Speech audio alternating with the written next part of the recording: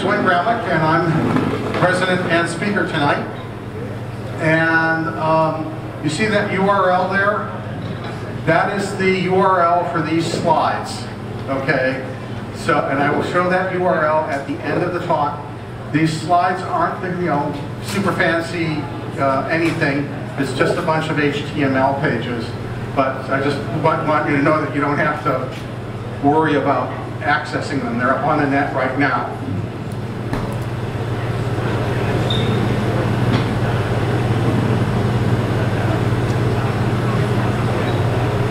Oh, it's going to be one of those nights.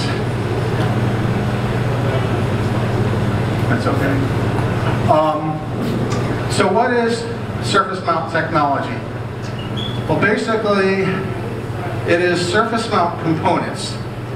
I'm going to show this here. None of you in back can see this, but there are lots of small components. The biggest component is this chip here. The rest of it is really too small to see from like the second row back. But it's small components mounted on a printed circuit board. The components are called components, devices, packages. And then you have some specialized equipment to mount the parts.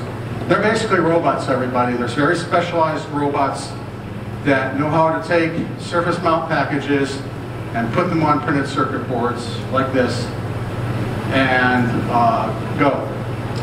And the whole process is called surface mount assembly. So a lot of SMs, but it's all, the overall umbrella is called surface mount technology. Now, it's basically designed for high production, high quantity production of things like iPhones or Galaxies or laptops or whatever. However, before you can go into high volume production, you have to do the prototype. And that's what this talk is about, is how do we, who don't have access to super high trained technicians and people like that, or specialized equipment, how do we put together surface mount technology for our own projects? The reason why you need to do surface mount these days is a lot of the interesting chips that you care about only come in surface mount packages. So I've switched over to embedded ARM processors for all my projects. I'm not aware of any of them that come in an old style dual-in-one package anymore. The microchip has some, but in general, they're just not available. Okay, so that's what this talk is: how to put together projects like this. I need to do a small apology. I started on surface mount technology about 2 years ago. I basically found Ted, who's back there. Okay, and I said, "Hey, Ted, teach me." So he hauled me down to his lab and he broke out the microscope and he said, "Here, go at it." And so I'm not a super expert on this.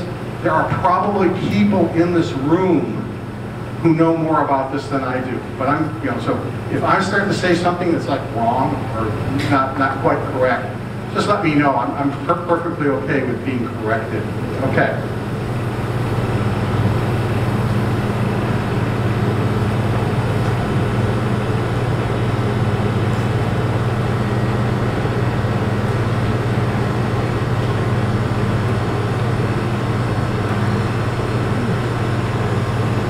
Okay, the advantages of smart surface mount technology are, you've probably heard the phrase smaller, faster, cheaper.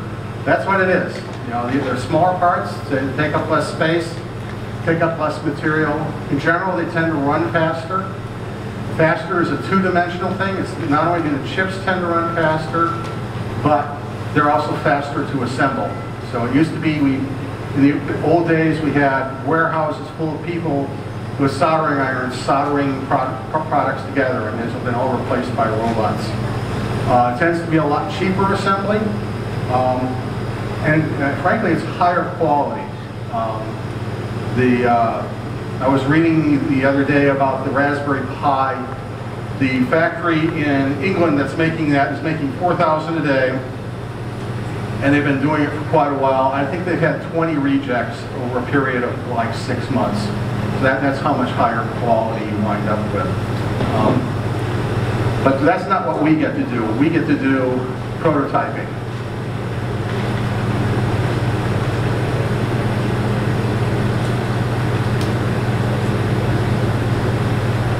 Okay, so with the advantages of surface mount come the disadvantages. They're smaller, okay? It's harder to see the things. It's a little harder to work on them because you have to be a little more precise. I find them to be slower to prototype with. I can do a board with through-hole parts about 4 or 5 times faster than the surface mount. I'm sure my skill will increase over time. There are people who have told me that they prefer surface mount because they're actually faster with it now. But I'm certainly not in that category.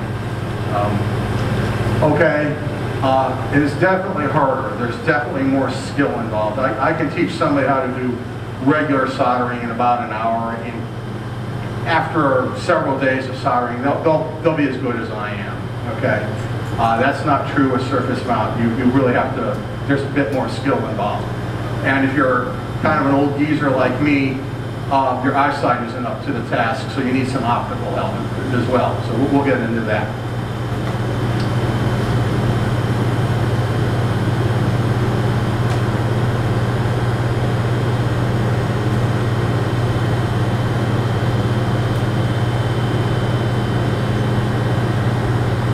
Okay, the basic process of surface mount technology is first you have to design the board.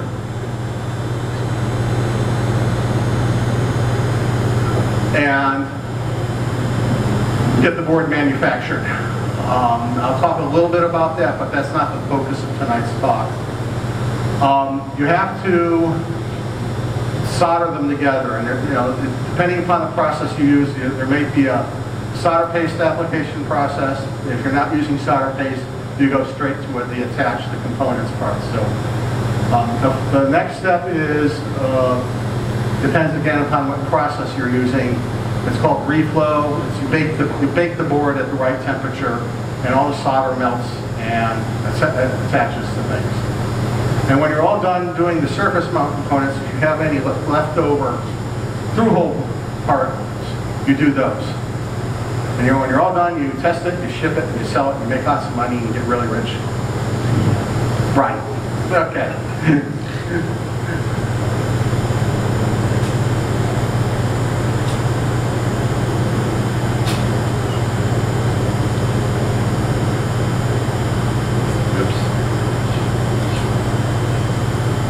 Okay. Now the surface mount components basically have a range of sizes. I'm using I'm organizing them by the number of leads on the parts. Now the smallest parts are the 2 lead parts. And the more common sizes are called 08, 04, 06, 03. There's something called 04, 02, which is pretty small. SOD, which is a diode, MELT, which is a kind of a round component. The 0804 stands for 8 thousandths of an inch by 4 thousandths of an inch. What? 80 by 40. 80 by 40? 80 thousandths by 40 thousandths. Sorry, I missed the digit. Okay. Now, having said that, the reality is the surface mount industry has gone metric. The people still use that terminology for the resistors and capacitors, but largely everything else is metric these days. So you'll see me using a lot of metric in this conversation. So you can get up to 3 to 6 leads. You get some other parts. There's this whole SOT, which stands for small outline transistor, I think. I could get that wrong. There's D-pack, D2-pack. Those are voltage regulators, basically. So they're a little bigger. The next size up is kind of a dual inline package. And they have a lot of different nomenclature. I can never remember it all. I just go to the Wikipedia page on surface mount technology and look up the stuff over there. The SOIC is small outline integrated circuit. TSOP, I don't remember. TSOP, SO, what? Pins? Okay. But basically it's like a dual inline package, but it's smaller. They tend to have gull wing leads coming out. Okay, the next size up is the quad packaging, where you have leads on all four sides of the part.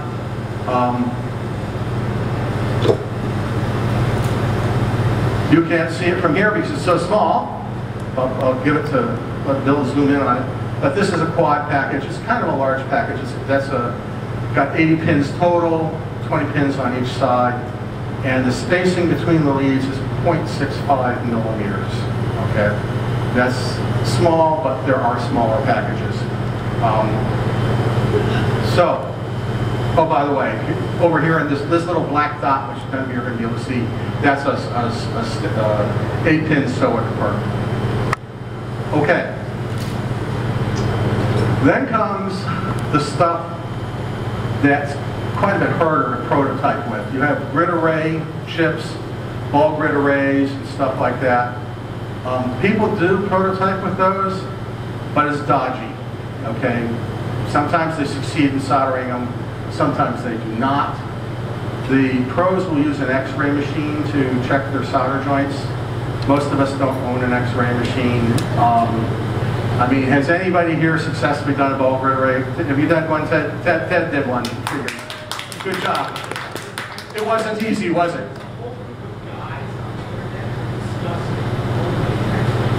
Oh, okay.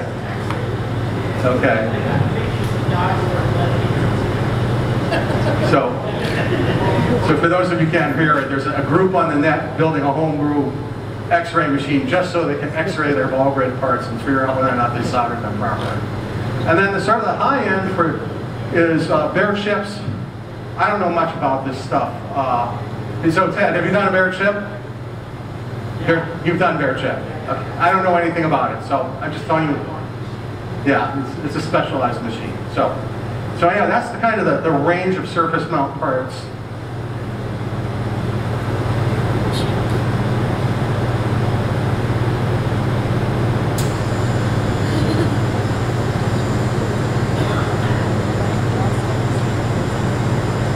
Okay, this is a talk about stuff for hobbyists. So if you're a professional, you get to pay the big bucks and get the good tools. Okay, so there's Altium, OrCAD, stuff like that. One seat of Altium is thousands of dollars for the initial license, and then you have a maintenance fee of over $1,000 a year to do it. So most of us don't have that kind of pin money lying around. So we get to do the hobbyist stuff. Okay, I've pulled out what I view as sort of the 4 hobbyist things that people use. By far the 900-pound gorilla is Eagle. It runs on Linux, Mac OS, Windows. It's been around for a long time. It is not open source software. It is proprietary. They've been around a long time. They have a very liberal policy with their product. But if there's a bug, they get to fix it. You can't go into the code and fix it yourself. The other issue is if the company is sold to another owner, that owner can change their policy. I think that's unlikely for this product because they, yes? Isn't the free versions limited also, right? The free version is limited, and I think you can only do 2 layers. It's got certain area restrictions and whatever. I don't use Eagle, okay, and that's because I'm an open source snob. So I use KiCad. KiCad's the up-and-coming one. In theory, it runs on all 3 platforms. I've tried to run it on Mac OS. It's not that good. It needs some work before it runs on Mac OS. But it runs just fine on Linux and Windows. It is completely open source, and it's a work in progress. It's still got some rough edges, okay? But that's what I use.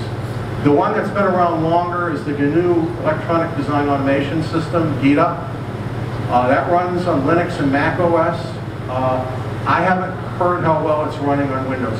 Windows is not the focus, is my understanding, on Gita, but I think it has been run on. I just don't think there's that many people who do.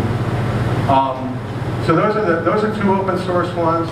There's another open source one that I have nothing to do with because I don't do Windows, and that's FreePCB. But it seems to be a pretty competent printed circuit board system, but it's strictly Windows. So the name of the game here is if you're gonna do your own boards, you're gonna pick something like this. The primary way you pick which package you're gonna use is what package are your friends using, okay? Because you're gonna need help, okay? And so if your friends are using Gita, use Gita because they're your support team. If your friends are using Eagle, use Eagle, okay? So that's the recommendation there. Now, if it doesn't run on the platform that you use, find one that does run on your platform. That's really all I want to say about the selection of the package. Let me talk a little bit about some of the issues I'm laying on a printed circuit board.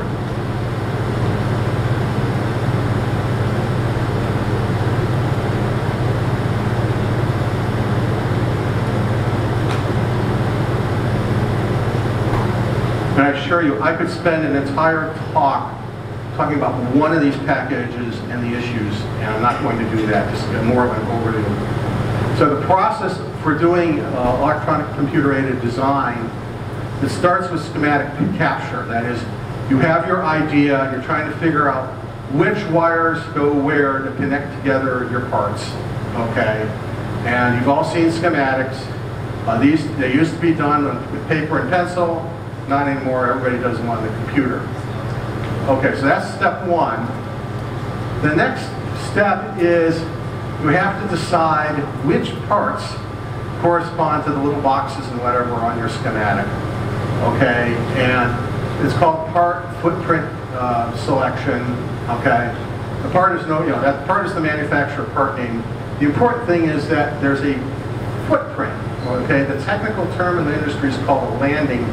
How the chip is placed on the printed circuit board, what copper has to be exposed for the chip to land on.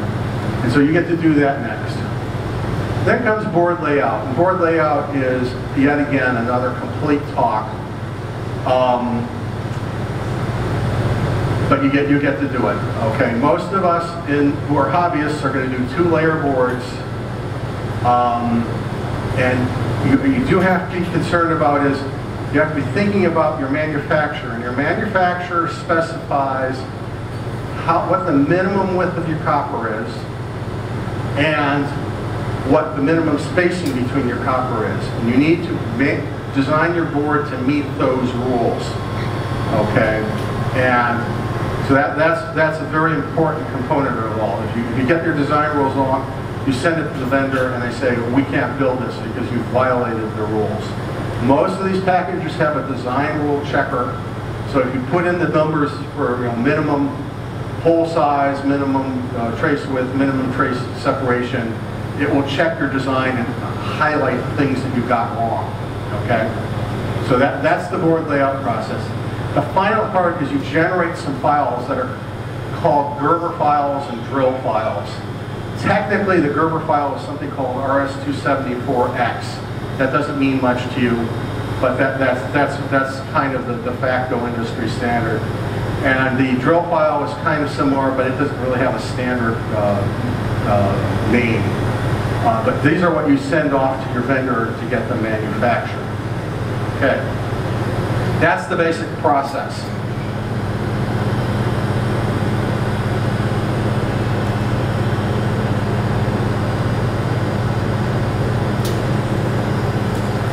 Okay, now, footprints. Footprints are not a pretty story in the hobbyist ECAD space. I don't know how they are in the professional space. I assume people still have problems with footprints even with professional packages. Just because a footprint says that it's going to work with your part doesn't mean it will. So you have to check. You have to go look at the spec sheet for your part, and you have to look at the footprint that comes with the part, and you have to make for sure they match. It's really not a lot of fun.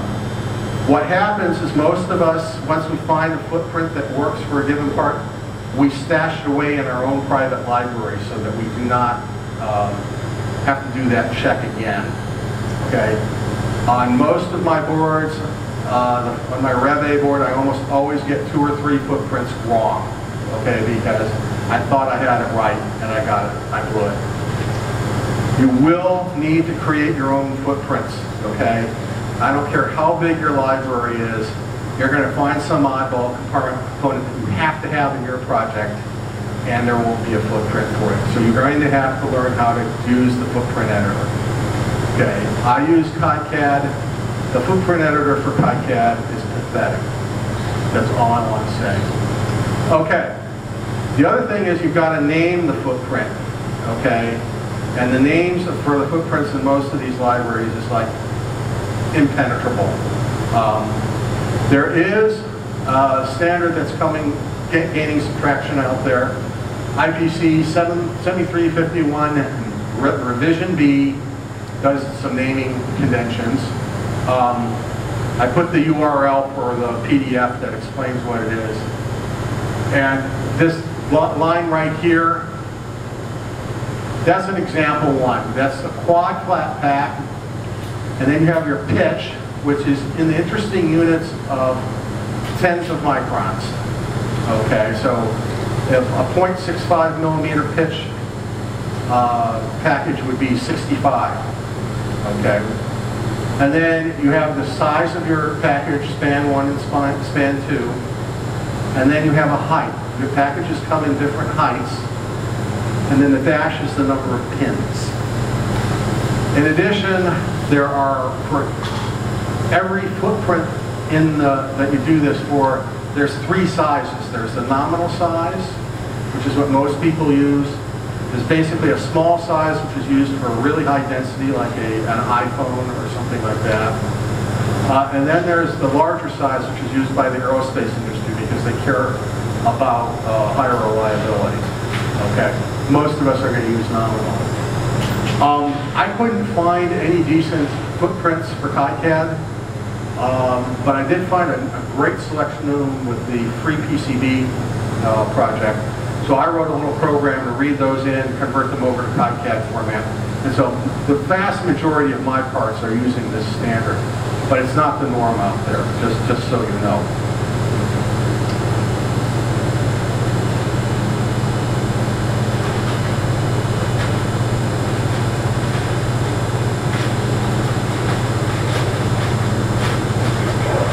Okay, I think I've covered most of this already.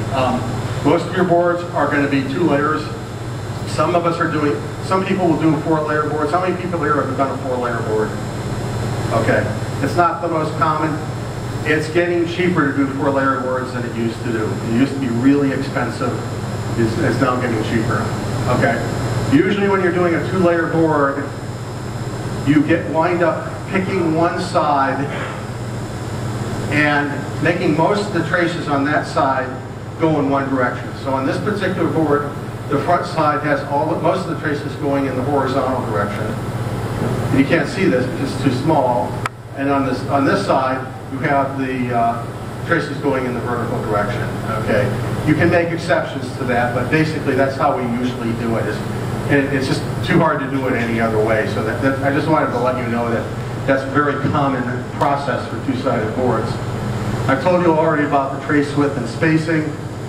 I will comment that you get to specify the size of your holes. Okay, now holes are used for 2 purposes on boards.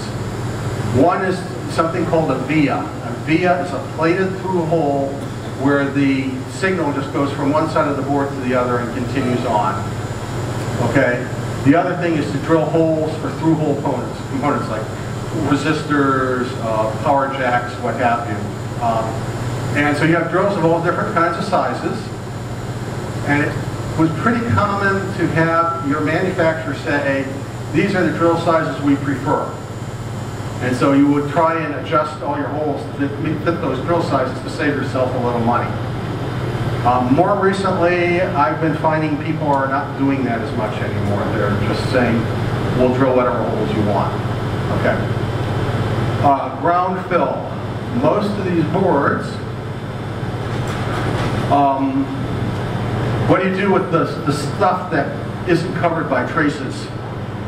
And the answer is, well, you fill it with copper, because you connect that copper to ground and it might block some signal noise and help improve the reliability of your circuit. So most of as far as I know, all of the hobbyist packages now do something called ground fill, where they fill in the planes that would otherwise be blank with copper. Okay, thermal issues. When you have a voltage regulator or a pretty powerful chip, a high-end microcontroller, getting the heat out is important. So on some of the microprocessor chips, the entire bottom of the chip is basically a conductor. It's usually ground. And then you solder that entire thing to your board, and you have vias that take the heat from the bottom of the chip and conduct it to the other side of your board to get the heat out. So it's something that sometimes you have to do. I use KiCad, and its support for the thermal stuff is just abysmal. You know, you can fake it, but it's no fun. I don't know how the other packages do.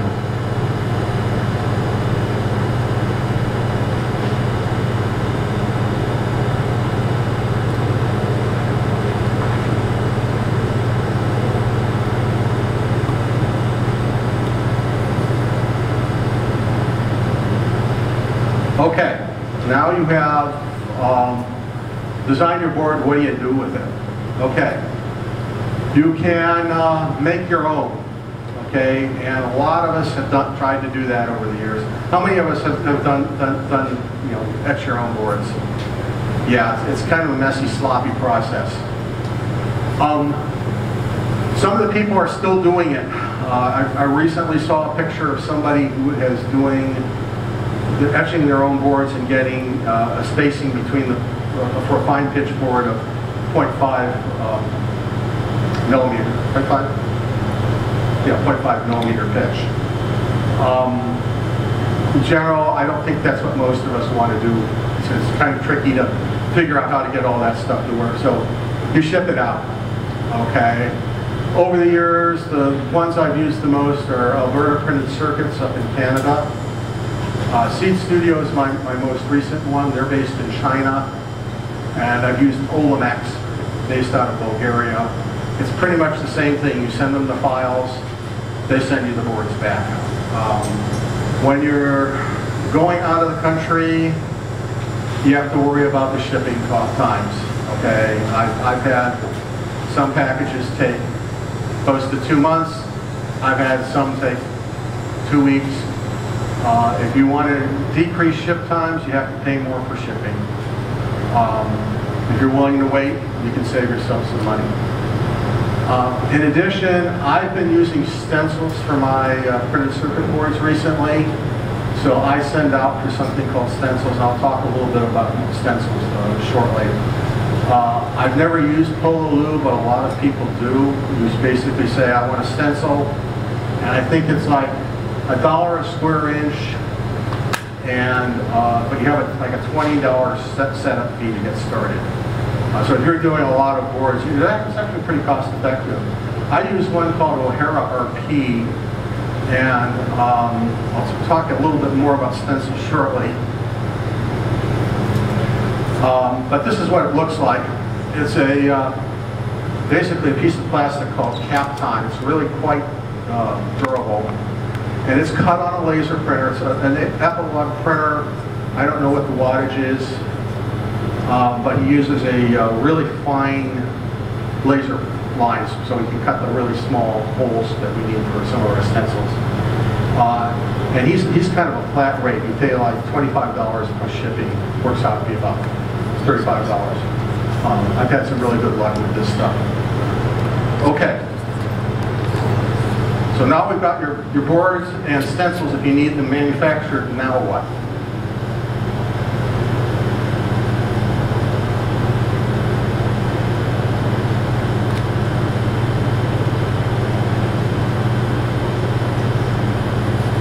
Okay.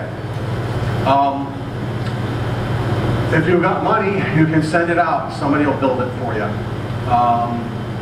I've never done that. I don't have that kind of money, but I'm sure plenty of people here have done that. How many people have sent their boards out to have them manufactured? One or two. Okay. If you're doing a real project, yeah, it might make sense. For us, we're in the definite do-it-yourself crowd. So you're going to need to acquire some tools. You're going to need to acquire some skills, and that's kind of what the rest of this talk is about. So now soon I'll get to talk about what's over there on the table.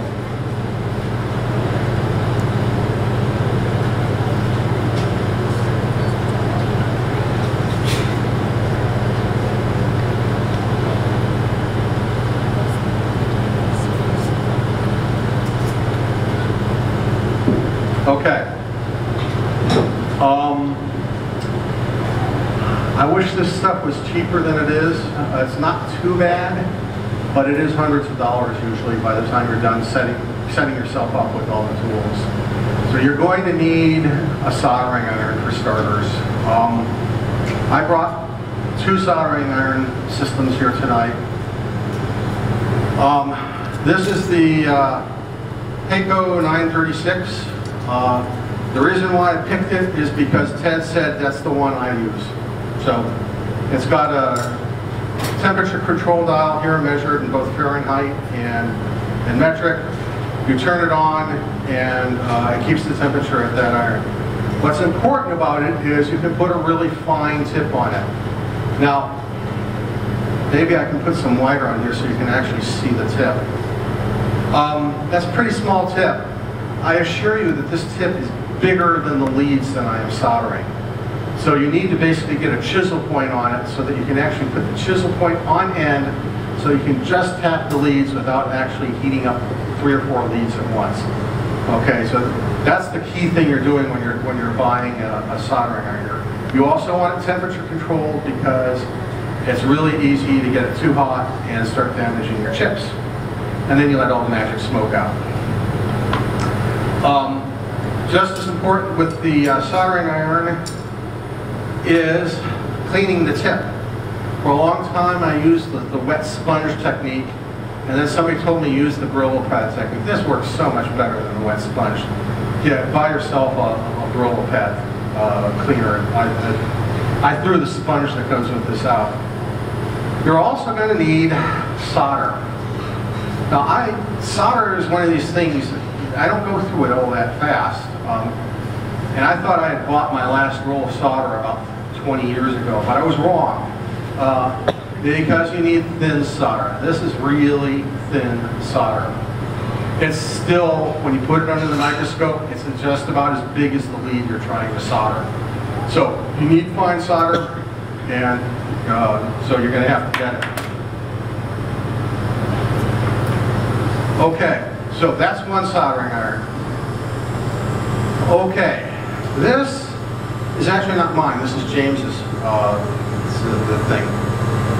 This isn't, I can't pronounce it, OU 968A plus. Okay, it's a 3-in-1 machine. It's got a soldering iron. This soldering iron has a little suction tube on it to suck up the fumes from the flux that you're going to be using. So that's what that one does.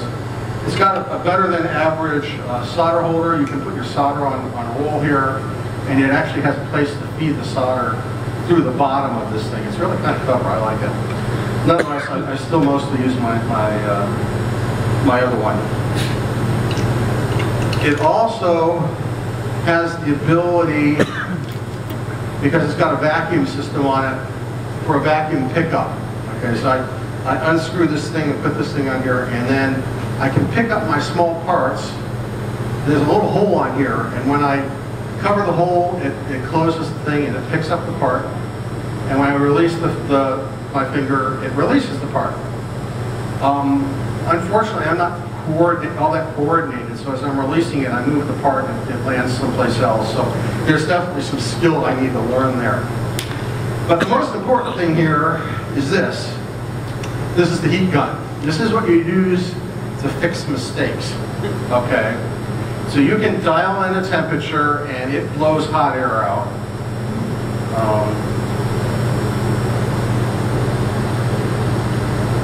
And it comes with different tips. This is a kind of a medium-sized tip. This is a square tip that's basically designed so you put it right on top of a quad flat pack and warms up just the flat pack. And it melts the solder, and then you can just, using a pair of tweezers, you can just lift it right off after it's released. So yeah, this is called a surface mount rework station. I think I've seen them as low as about $90. I think that's a factory, that's a return. Usually they're around $150 to $160 for something like this. It's pretty useful. Some people will buy the standalone heat guns and try to make them work. And they'll build they'll use aluminum foil to try and protect the rest of their circuit. I'm not as familiar with that. Okay, so that's the workhorse. You're going to need a soldering iron. Okay, let's talk about optics. Okay, the younger you are, the less you need to worry about this. So this is a visor.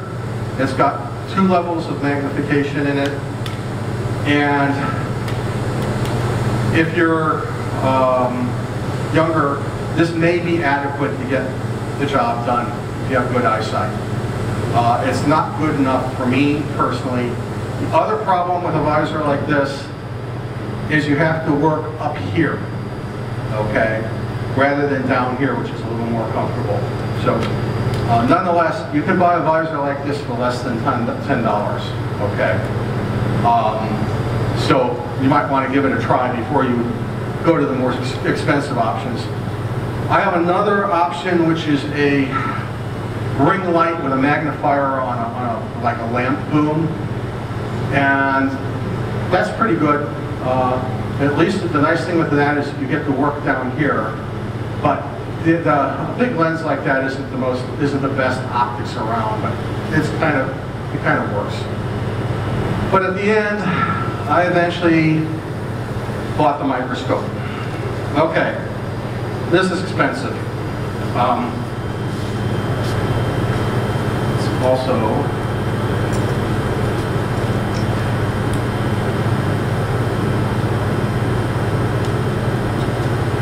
so a microscope looks like this.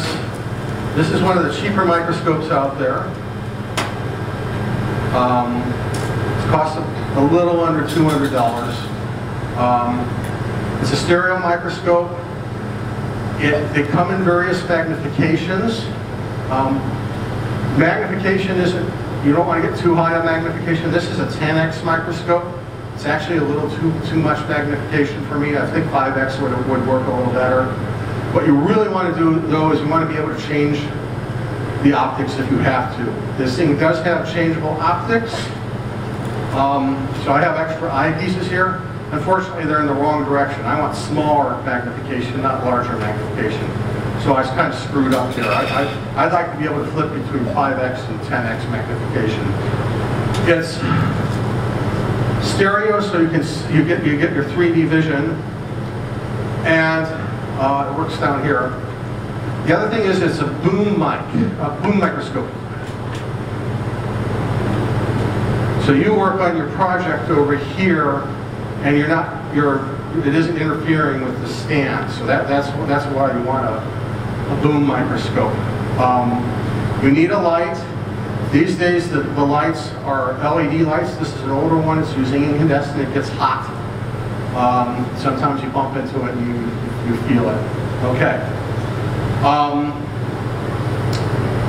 Anyhow, the older you are, the more you're going to need something like this. Hopefully you'll be able to buy it. So these are the 2 most expensive devices, are your microscope and your rework station.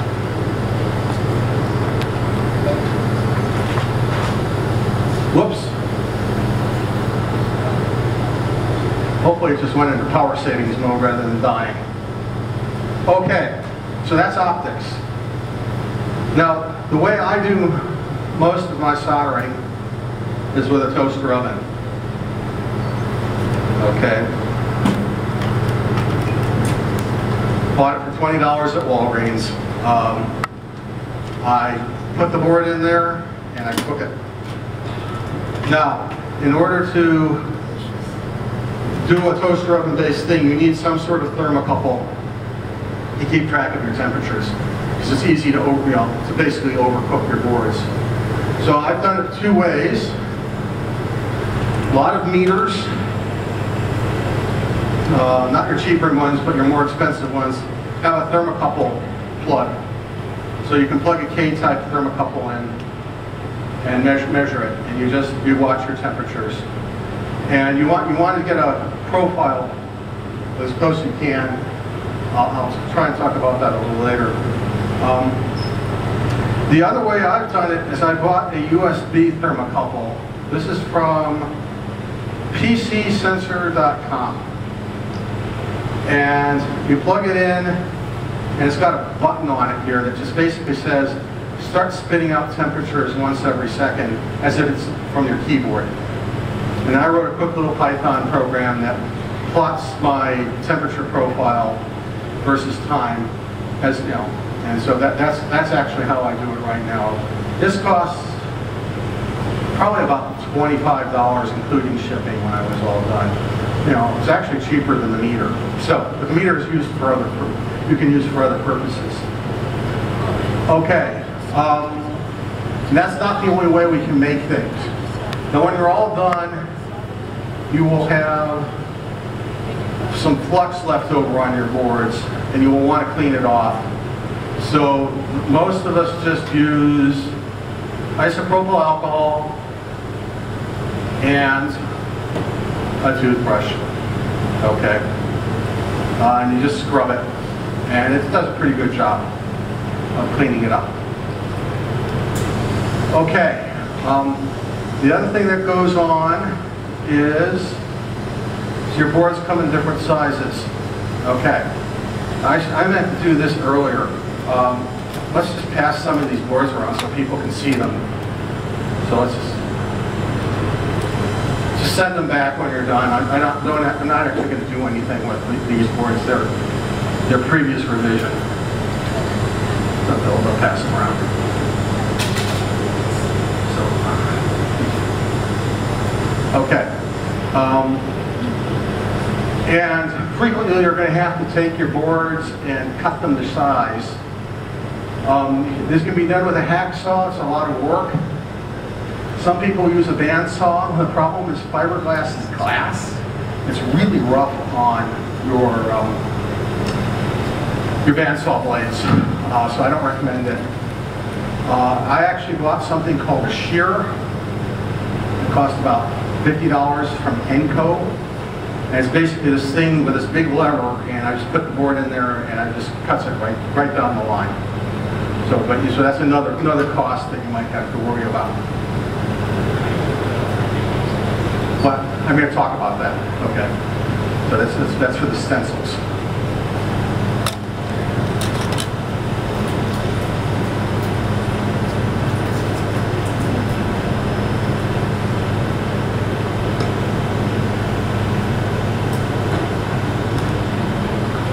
Okay. There's a variety of ways to do it yourself surface mount. I'm not going to be able to cover them all, but one way that people do this stuff is using solder paste. This is what solder paste looks like.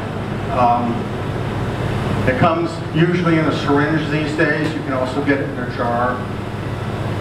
Probably the next time I do buy some of this stuff, I'm going to buy it in the jar just to see if I like jars better than syringes. It has a little cap on here. I'm not going to take it off. You can put basically syringe needles on these things of different diameters. So you can lay out a bead of solder paste of whatever seems to work for you. Okay. The syringe doesn't come with those. You have to buy them yourself. And when you're all done, you have to clean them up yourself. Okay, so you have to find something that pushes the solder paste out from the center of the needle. Okay. The other thing you have to worry about with solder paste is, there's lots of things you have to worry about with solder paste, is storage. Most solder pastes these days seem to be rated for a shelf life of about 6 months before they won't guarantee them anymore. If you refrigerate them, it's about a year now. You have to talk to the vendor to find out what it is. This particular vendor guarantees 6 months unrefrigerated and 1 year refrigerated. This particular tube is not refrigerated, and if you look at it closely, come up after the meeting, you'll see it's sort of a yellow area here. That means it's starting to separate out. So I need to go through this tube a little quicker. There's a lot I don't know about solder paste, so if people want to chime in, let me know. Okay. There's two kinds of solder paste, leaded and lead-free. Lead-free is a big European thing. It's actually probably a good thing. They're trying to keep lead out of their waste chain. The United States and China and folks are still using lead. Lead's easier to solder. It has a lower melting temperature. I tend to use leaded solder, but if I were going into mass production, I would go insist on the lead-free strategy. There's fluxes in here. So what is solder paste? What solder paste is little balls of solder with this material called flux. The original fluxes were basically pine sap. These days they use more sophisticated fluxes, and it basically helps with soldering. So the solder I have there actually has little small amounts of flux mixed in with the solder, so that when I'm soldering I get a little flux to keep the joints clean. So there's two kinds of flux that you can get with solder paste: no clean and water soluble. No clean is for high volume production, and basically means you don't have to go through a wash step. The water soluble stuff requires a wash step. Okay. This is a no clean version. Next time I'm going to try water soluble because I usually want to clean up my boards anyhow.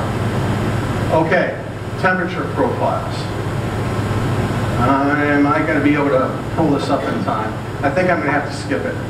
There's a ramp that you do when you're dealing with solder paste, if you're doing a toaster oven, where you ramp up to about 150 degrees centigrade, and then you go a little bit slower there until you get to the melting temperature of your solder, which is about 183 degrees centigrade, approximately. That's called the soak. And basically what you're trying to do is get all the components at more or less the same temperature. That's my understanding. And then there's this little spike at the end where you bring it up a little higher. For a leaded solder, that's about 220 seems to be what I've seen in my profiles. Now for the lead-free solders, you jack everything up by 20 or 30 degrees centigrade. So your temperatures are higher, and frankly it's easier to damage your parts at the higher temperatures. So it's a more precise, you require more precision to do the lead-free. Again, my understanding is I haven't found any definitive source on all this. It's mostly, browsing around the internet. Okay. I talked about syringe versus jar. So, there's several ways of using solder paste. Okay. One way I've seen people do is they will simply, when they're doing their part, like a quad flat pack, they will put down a thin bead of solder paste on all 4 patterns, push the chip down, and cook it. Okay? They'll either use a hot gun like that, or they'll use a toaster oven, or a hot plate, and it melts the solder. The solder, when it melts, has high surface tension, and the solder will attach to the various leads. Now, the problem with this method is you will get something called the solder bridge occasionally. That's where solder bridges across 1 or 2 leads. And the solution to that is solder wick. So I didn't bring my solder wick tonight, screwed up. It's some braided copper, and you take some solder flux. Let me show you that. This is a Kester Flex solder flex pen, and you put a little of this on the end of your solder wick, you put a little of this on your solder bridge, and you go in there with your soldering iron and it pulls the bridge right out. It works pretty well actually. So a lot of people do soldering that way with solder paste. The other way you do it is with a stencil. So I talked about stencils earlier, and now I get to do a little more. So, with a stenciling process, what you do is you need to mount your board on something rigid. So I just use a piece of aluminum, some scrap PC boards that I'm not going to use, and I use packing tape. Let me reclaim my packing tape. Use some stuff packing tape. And I just tape them down and get the board in there. It does so it doesn't move. These boards are all the same height, so I don't have any height issues, and so it's rigid in there. Okay, that's sufficiently rigid that I'm not going to be able to pull that one out. So the next thing you do is you take your stencil and you line up all the little holes with the landings on your board. And then what I do is I use my trusty packing tape, and I tape down all four sides so it absolutely doesn't move. And then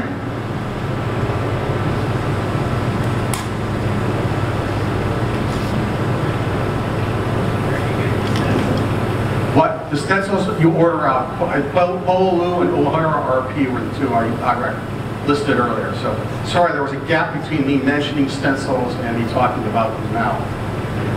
And then the next step is you use a spatula. I bought this from Home Depot. It's in the paint department for applying spackle. I'm not sure it's the right tool, but it's what I have. And then you lay some solder paste across the edge of they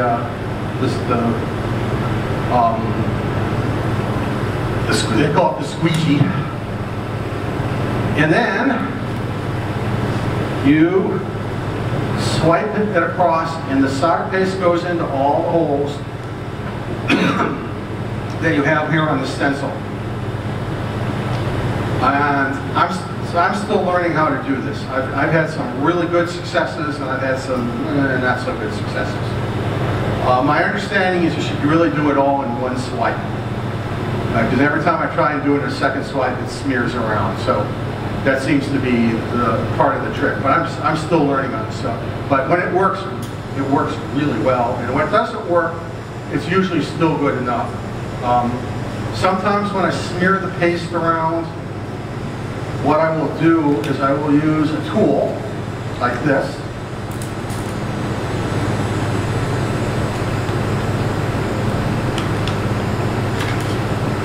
This is I don't know what you call it, solder aid tools. It's basically just a pick. And it turns out that you have, I put it in a microscope, and I can actually just sweep the solder paste that's between the fine pitch leads, and I can just push it out of the way so that I see a gap between them all. It adds a few minutes to do all that, but it's really not that hard. It was a really surprising thing that I had the hand-eye coordination under a microscope to do that. But once you've done that, you have your solder paste applied. Now you can apply the chips. So the way you apply chips is tweezers.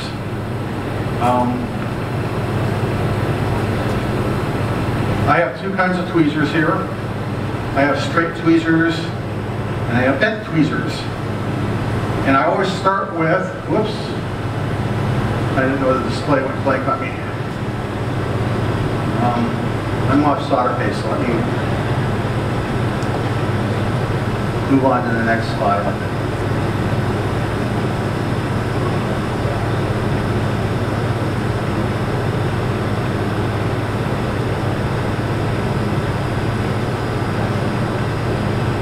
Okay.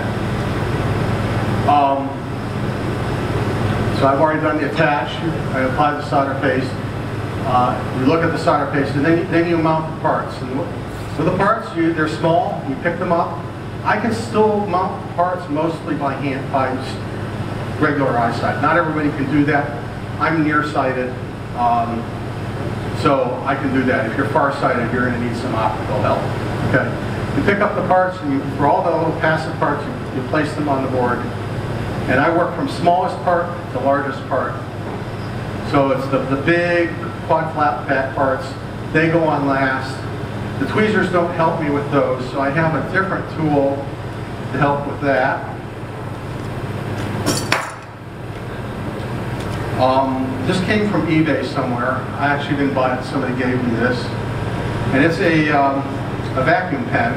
It's got this little footprint on the end.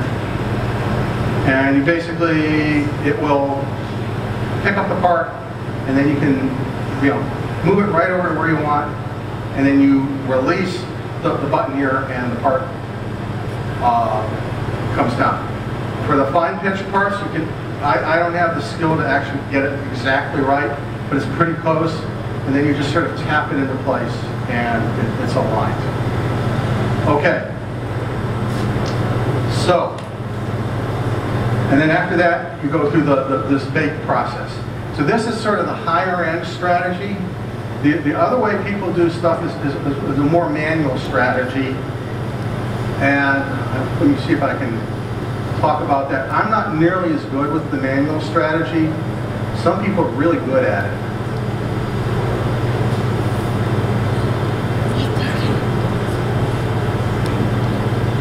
Okay. Now, when you're soldering by hand, it helps to grow a third hand, because you need to hold your soldering iron, your solder, and frequently you want to hold the part down. If you're doing the little passives, when I do those by hand, I hold the part down, and actually what I do these days is I actually put a little solder on the pad, then I put the one end of the part down, and I touch the soldering iron to it, and it just sort of drops through the solder and holds, and then I turn the board around and solder the other side. That's how I do it. It takes a while, but I think people who know we're good at this do it in a more elegant fashion. But it's whatever works. I've told you about the solder paste speed strategy, and then there are others who just simply put the part down, tap a lead, and then they just use soldering iron, solder, and dab solder on each one. I don't have that skill. Some people do, okay? And that's the way it goes. No matter what, as you're doing this stuff, you will eventually get the solder bridge, and you will have to remove it. You use the solder wick stuff to do that. So that's solder by hand. If you go onto the internet, you can look at hundreds of YouTubes where people try and show how they do their surface mount stuff. And maybe you'll get some ideas. I mean, I certainly got some ideas. It's hard to do. What I want to leave you with is, this is a skill that mere mortals can do. Okay, so we have to learn it, but it is learnable. Okay, let me move on here. I have no idea how I'm doing on time. What? Okay. So I'm actually running a little behind schedule here. Okay. I've already talked about this, so.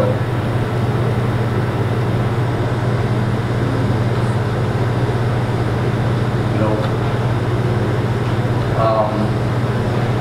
Okay, I'm nearing the end of the talk here. Okay. So now I'm going to go back and talk a little bit about why you want to go through all this pain. And ultimately, it's because there's packages that you need out there, like microcontrollers, which only come in surface mount. Okay. So once you've learned to go through the pain of surface mount stuff, now you have this vista of new toys that you can play with. And for me, the thing that really did it was the microcontroller. Already misplaced the microcontroller board. There it is. These embedded ARM microcontrollers are just awesome.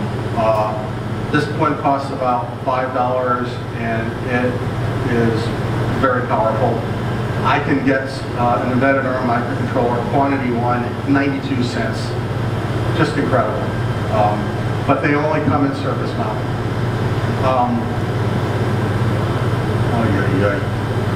Sorry about that.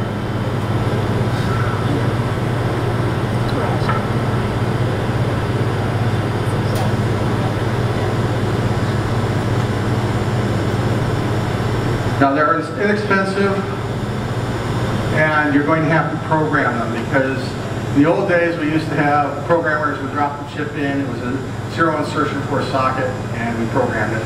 The days of programmers are tending to go away. A lot of people use in-circuit serial programming. More recently, embedded ARMs all seem to have a built-in serial bootloader. I don't want to go back to in-circuit serial programming. It's just so much more convenient to use the serial bootloader. In addition, most of these chips have a JTAG port on it. The JTAG port is used for debugging.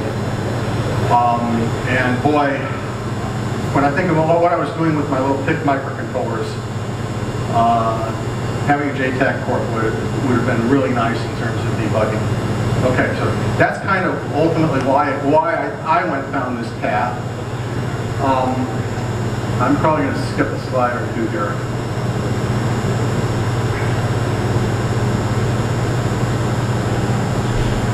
Okay.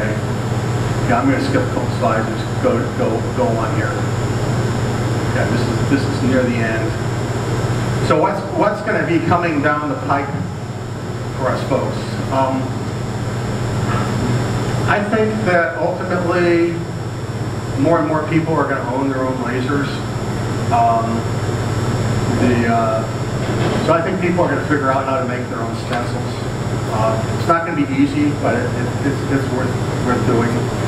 There's a project out on the net called OpenPNP, which stands for Open Pick and Place, and the goal of that is to build a personal pick and place robot for placing parts for under $1,000. I think they're going to succeed. Right now, I'm not sure people can do very good personal printed circuit board fabrication, but who knows? 20 years from now, it might just be everybody does it. I've seen this one done by LK, I can't remember their initials. They have an ultraviolet laser that literally just vaporizes the copper that they don't want. So they run it in there, and it just, you know, it's all kind of fun watching the videos. You just sort of see the printed circuit board show up on there. I think eventually we're going to have fabrication on demand, where you basically ask for the chip, the board, and then they will actually stuff the parts on the board for you. You'll have a limited selection of parts, but I think that's going to happen. Likewise, I think, you know, with the advent of 3D printers, you're going to be able to print the enclosure for your project pretty easily as well. So I think that's all coming down the pipe within the next 10 years, with the possible exception of the personal PCB fab. But I wanted to sort of say that, you know, stuff keeps happening. Okay.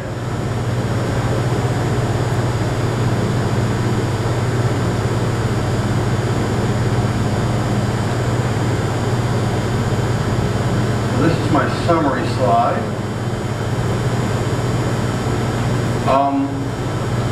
So the bottom line is you can afford these parts, the tools you need to do this. It's not, you know, my first oscilloscope cost $2,000, and that was back in the 1980s. So this is cheaper. The manufacturing of printed circuit boards has come way down. I typically pay less than $1 a board for making a printed circuit board now. So if you shop around, it can be done. The skills can be acquired. I'm still kind of early on the skill acquisition point, but you know, an old guy like me can do it. Yeah, I suspect most of us can do it. So we're going to go to the Q&A, but before I do that, I want to sort of show you the projects I'm working on so you get an idea of the kinds of stuff I'm doing. This is the URL for these slides. They aren't the greatest slides, but that's what we have. For those of you who've been in the club for a while, you know I've been working on modular electronics. This is a demo board I've put together.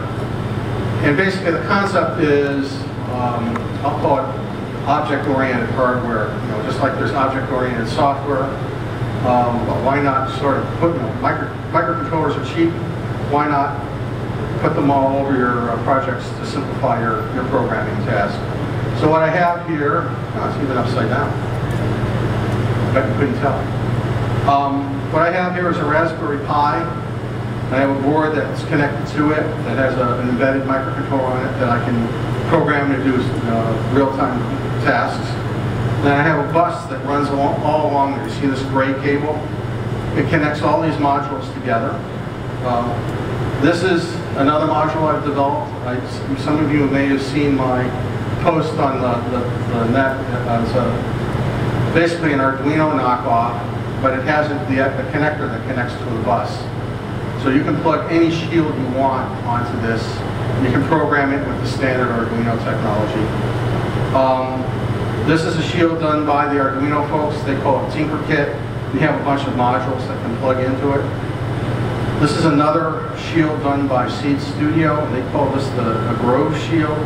And well, I have a gazillion Grove modules on here. I have a joystick, an LCD, a little 96 by 96 OLED, a button, some LEDs, a buzzer, a real-time clock, and a slide pot. And all that was $60. Okay, so you've got that. And then you can plug another shield like an LCD shield in.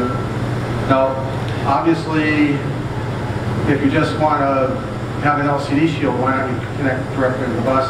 That's what this board is. This replaces all of this with just a single board. And that's kind of the modus operandi of where I'm heading. Basically, rather than having an Arduino knockoff and a shield, I replace it with a single board.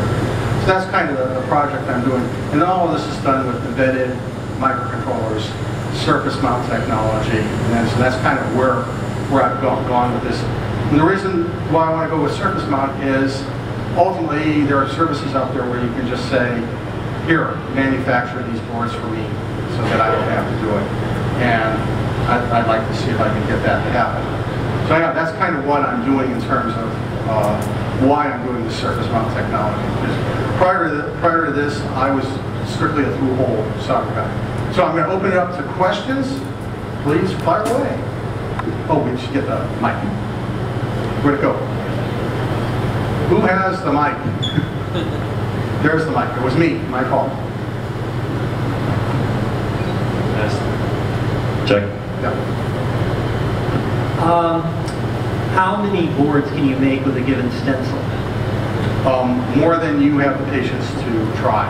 Okay. So they're really that sturdy. They're good for about 100 applications. The Kapton ones I think are good for 200. Okay. So basically, I think the most I've ever made with one stencil so far is 5. That's my record, but yeah, it's only because there are only so many hours in the day. So, could you do the mic walker? Do we have any other questions? Basically, I had a question about why do you need the baking step? Why do you need the baking step? Well, that melts the solder that attach the pins to the printed circuit boards. So that's what the bake step is all about. Okay. Other questions? Why do you want more layers? You try to have as few layers as possible, or what's the advantage of that? I always try to go for the fewest layers to save money on printed circuit board costs. More layers, usually you add some more ground planes to help with signal integrity on your boards. Sometimes you need it for the density to get the board smaller. Okay. Some people will do, I've heard as high as 16-layer boards. It's just scary to me, What? I worked on a project to use 54 layer boards. 54 layer boards, okay, so, scary. How thick was it? Yeah. Go ahead. So, it's, just amazing. Okay. But the point is, hobbyists don't do that stuff. We try to keep it simple.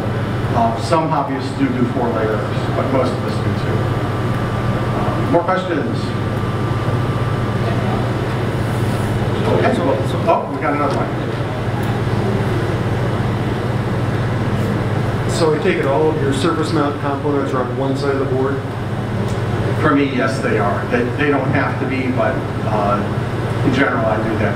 The truth of the matter is the printed circuit board is so cheap, you don't usually need to go do the extra density of going to the other side for hobbyists. If you're doing an iPhone, yep, you're doing both sides. And it adds more steps and it adds more chances for something to go wrong. But I guarantee you every cell phone out there is components on both sides, maximum density all the way. Okay, anything else? Well, thank you very much. And that's it for regular meetings for this calendar year. Hopefully I'll see you folks next year at the January meeting. Thank you very much.